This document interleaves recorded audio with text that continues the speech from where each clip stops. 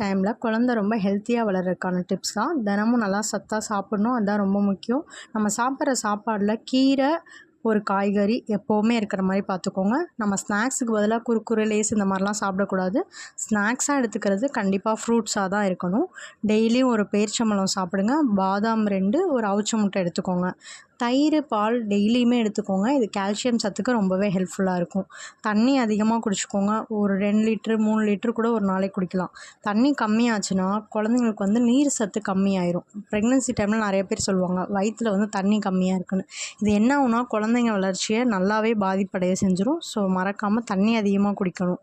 மருத்துவோட advice இல்லாமல் எந்த டேப்லெட்டுமே எடுத்துக்காதீங்க. கண்டிப்பாக டாக்டர் சொன்ன டேப்லெட்டை எடுத்துக்கணும்.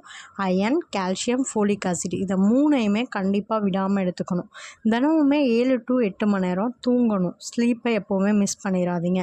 எக்ஸசைஸ் பண்ணிக்கோங்க. ரொம்ப லைட்டான எக்ஸசைஸாக இருக்கணும். டாக்டரோட பர்மிஷன் கண்டிப்பாக இருக்கணும். இந்த மாதிரி ஹெல்ப்ஃபுல்லான வீடியோ, யூஸ்ஃபுல்லான வீடியோவை நீங்கள் தொடர்ந்து பார்க்கணும் அப்படின்னா என்னோடய பேஜை சப்ஸ்கிரைப் பண்ணிக்கிறது ரொம்பவே முக்கியம்.